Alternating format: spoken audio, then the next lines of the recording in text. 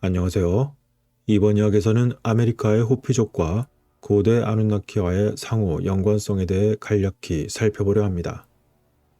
얼핏 들으면 서로 상관없어 보이는 이들은 어떤 부분에서 인연이 있을 수도 있는 걸까요? 두 개의 뿔을 머리에 쓴 사제들은 어째서 자신들의 중요한 의식에 이처럼 수상한 모자를 쓰고 있는 걸까요? 세계 각국의 고대 문헌과 이야기들을 살펴보다 보면 볼수록 놀라운 패턴을 발견하지 않을 수 없습니다. 어떤 이야기들은 일반적으로 사람들이 생각하기에 너무나 황당하기 때문에 오히려 많은 사람들이 무시하곤 합니다. 그러한 예 중 한 가지가 바로 아메리카 원주민 호피 부족과 그들이 전하는 개미 민족에 대한 믿음입니다. 미국 남서부 그곳의 호피족은 다른 아메리카 원주민 부족들에 의해서 가장 오래된 사람들로 자주 불리곤 합니다. 이들 호피족의 의식에는 매우 흥미로운 장면이 있는데 그 중 하나가 키바스 내부에서 진행되는 호피의식입니다. 두 개의 뿔을 머리에 쓴 사제들은 어째서 자신들의 중요한 의식에 이처럼 수상한 모자를 쓰고 있는 걸까요? 이들이 전하는 개미 사람들, 그들에 대해서 보거나 알게 된다면 분명 그들을 아누나키의 고대 수메르 기록들과 서로 비교할 수밖에 없을 것입니다. 왜냐하면 바로 아메리카의 호피족 사람들이 아누나키라는 이름을 언급하고 있기 때문이죠. 그럼 잠시 이들 부족의 구성원들만이 알 수 있고 설명할 수 있는 그러한 내용들을 존중하면서 간략하게 살펴보겠습니다. 전 세계에 퍼져 있는 고대 문화를 살펴보다 보면 서로 공통점을 발견할 수 있는데 그 중 하나는 언젠가 우리에게 다시 돌아올 어딘가로부터 온 또 다른 세상 또는 외계의 존재를 숭배하는 경향이 있다는 것입니다. 그리고 이러한 신념을 상징하는 동물 그리고 기타 표현들이 고대 예술에 자주 등장하곤 하는 것이죠. 예를 들어 이집트인 그리고 수메르인과 다른 문화권이 소를 특별히 숭배했던 것과 마찬가지로 그와 비슷한 경우로서 호피족은 개미를 존경하고 있습니다. 소는 일반적으로 사람들이 생각하는 우리 은하계를 대표했을 수도 있고 개미의 경우에 개미 민족이라고 알려진 어떤 미지의 세상이나 별에서 온 존재를 묘사했을 수도 있습니다.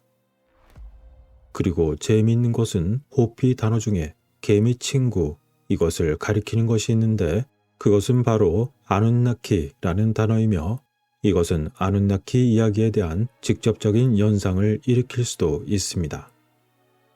어쩌면 이것이 우연일 수도 있지만 사실 단어상으로만 본다면 꽤 충격적인 것이죠. 여러분도 아시듯 바빌로니아에서 그들의 하늘신은 아누라고 명명되었는데 아메리카 호피족은 개미를 뜻하는 단어로서 아누라는 것을 사용했다는 것입니다. 사실 아누나키는 널리 알려지기론 고대 메소포타미아의 신을 말하는데 이 용어는 수메르어로 왕족의 후손, 왕자의 씨앗, 아누아키의 후손 등의 의미를 포함하여 수많은 연구가들의 주장과 학설이 있지만 실제 정확한 의미는 학자들이 복구했음에도 불구하고 매우 제한된 역사적 문헌으로 인해서 이러한 신의 수 그리고 이름 및 기능들이 상상 이상으로 매우 다양하기 때문에 아직 그 정의가 불분명하다고 할 수 있습니다. 그런데 아메리카 호피족은 아누를 개미로, 나키라는 단어를 친구라는 의미로 썼던 것입니다. 따라서 아누나키라는 말은 호피어로 개미 친구라고 번역될 수 있는 것이죠. 서로 다른 지역의 다른 사람들이 쓴 두 언어에서 그들은 모두 이들을 다른 세상 또는 외계 존재를 묘사하고 있었지만 여기서 다른 것은 호피족의 경우 이 개미족이 지하에서 왔다고 말한다는 점입니다. 그런데 이뿐만이 아닙니다. 또 다른 놀랍도록 유사한 다른 단어에서는 별이라는 것을 의미하는 호피어 소후라는 것이 있는데 이들과 멀리 떨어져 있는 이집트에선 사후라는 단어가 있으며 이것은 오리온의 별을 의미하고 있습니다.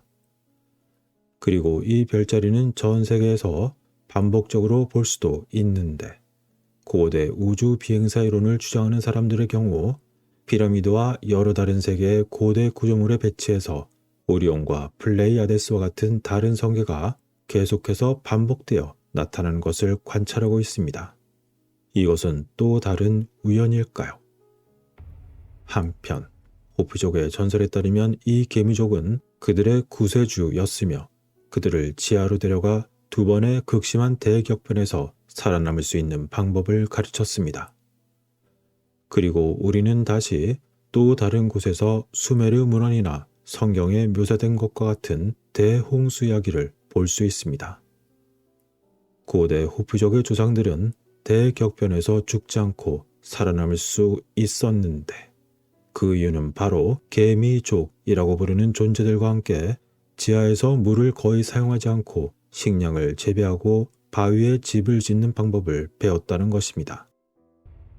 또한 그곳에서 그들은 기초적인 별과 수학에 대해서 배웠고, 대격변 이후 새로운 문명을 세울 때 그곳에서 배운 기술을 사용했습니다. 그리고 그들이 지상 표면으로 돌아오는 것이 안전해졌을 때 개미족은 호피족 조상들에게 거주지의 건설을 제안했습니다. 그것이 오늘날 차코 캐년, 그곳에서 볼 수 있는 것처럼 믿을 수 없을 정도로 복잡한 거주지였던 것입니다. 이것을 위에서 보면 마치 거대한 개미집처럼 보일 수도 있으며, 흥미롭게도 이 구조물에는 호피어인 키바스라고 부르는 위에서 사다리로 들어갈 수 있는 둥근 반지하의 의식실이 포함되어 있습니다. 이곳에서는 오늘날에도 정기적으로 행사가 열리기도 하는데, 행사의 참가자들이 키바, 그곳에서 위쪽 광장으로 의식적으로 올라오면서 등장하는 것을 재현합니다. 그리고 이것은 바로 오늘날 호피족과 푸에블로족 공동체로 불리는 이들 조상이 지하세계로부터 현재세계로 출현했음을 나타내고 있는 것입니다. 게다가 개미족을 묘사한 듯한 안각화는 오늘날에도 여전히 남아있으며, 호피족은 춤과 의식을 통해서 계속해서 조상의 이야기를 전하고 있습니다. 그런데 여기서 놓치기 쉬운 점은 고대 기원 전설에서 가장 흥미로운 호피족 전설 중 하나가 한 번이 아니라 무려 두 번씩이나 호피족의 생존에 대해서 결정적인 역할을 했던 것이 바로 개미족이라는 점이었던 것입니다. 소위 제1세계 또는 세계시대라고 생각하는 시점은 분명 화재와 같은 불로 파괴되었던 것으로 여겨집니다. 그것은 아마도 일종의 화산 활동일 수도 있으나 일부 주장일 뿐인 소행성 충돌이나 태양으로부터의 코로나 질량 방출 등 이러한 것들이 그 원인이라고 믿고 있는 일부 사람들도 있습니다. 어쨌건 그러한 제1세계 이후에 제2세계에서는 얼음, 즉 빙하기의 빙하 또는 그 이동으로 인해서 파괴되었다고 여기고 있습니다. 정확한 이유는 알 수 없으나 이처럼 두 차례에 걸친 세계적인 대격변 동안에 호피족의 고결한 구성원들은 낮에는 이상한 모양의 구름을, 밤에는 움직이는 별의 인도를 받았다고 했습니다. 그런데 그것은 그들을 개미족에게로 인도하여 데려갔던 소투크낭이라는 하늘의 신이었습니다.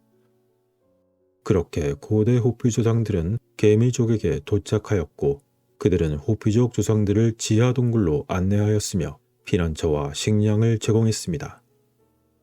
이 전설에서 개미족은 매우 관대하고 근면한 사람으로 묘사되고 있으며, 호피족에게 보급품이 부족할 때 음식을 주었음은 물론 그들에게 음식을 저장하는 방법과 그렇게 했을 때의 여러 가지 장점들을 가르쳤습니다. 게다가 이 존재들은 자비로운 것은 물론 호피족 조상들에게 해를 끼치는 여러 가지 문제들까지 도와주었다는 것이었습니다.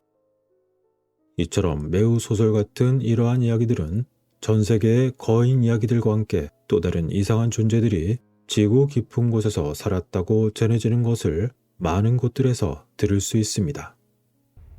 그리고 이와 관련한 우스갯소리처럼 들리는 이야기도 있는데, 오늘날 개미의 허리가 이렇게 얇은 이유는 한때 호피족에게 식량을 주기 위해서 자신들의 먹이를 너무 많이 나누어 주었기 때문이라는 것이죠. 어쨌건 길쭉한 머리와 더듬이를 지닌 얇은 허리의 개미는 고대 앙카카의 일부와 매우 유사해 보입니다. 그러나 미국 남서부의 아메리카 원주민이었던 고대 푸에블로인들은 개미 민족의 흔적과 함께 어느 날 불가사의하게 사라졌습니다. 이에 대하여 오늘날 연구자들의 추측은 기후변화로 인해서 증가하는 인구를 도저히 유지할 수 없었기 때문에 그들을 이곳에서 몰아냈다고 믿고 있습니다. 그리고 사라진 이들은 아나사지라고 부르기도 하는데 호피, 주니미, 푸에블로, 타우스, 아코마 등의 부족의 조상을 지칭하고 있지만 현재는 대체로 사용되지 않습니다. 어쨌건 오늘날 현대 세계에서도 나타나는 극심한 기후의 변화들은 인류에게 매우 중요한 도전에 직면해 있으므로 이들 부족의 고대 조상들이 남기고 전해준 가르침은 어쩌면 그 어느 때보다 중요할지도 모릅니다. 우리는 자연세계를 존중하고 생명의 어머니인 지구와 서로 조화롭게 사는 법을 배울 수 있을까요? 아니면 호피 전설에 묘사된 것과 같은 피할 수 없는 재난을 향해 나아가고 있는 걸까요? 고대로부터 전해져 내려오는 수많은 이야기들은 다른 세상 또는 외계로부터 온 존재들이 인간이 임박한 미래의 재난이 닥쳐왔을 때 그것을 극복하는 데 도움을 주려고 했던 것인지 종종 아리송한 추측을 남기곤 합니다. 그러나 호피족 전설의 경우 그들이 바로 그런 일을 한 것처럼 보입니다. 그렇다면 그들 조상이 말하던 개미 친구인 아누나키 또는 아누시모는 우리 인류에게 도움이 절실히 필요해졌을 때 어쩌면 지구 속 깊은 곳이나 다른 세상 또는 별에 있는 그들의 집에서 다시 이곳으로 돌아올 수도 있는 것일까요? 여러분의 생각은 어떠신가요? 이러한 이야기도 있었다는 걸 간략히 전해드리며 이번 이야기는 여기서 마치도록 하겠습니다. 끝까지 시청해주신 분께 감사드립니다.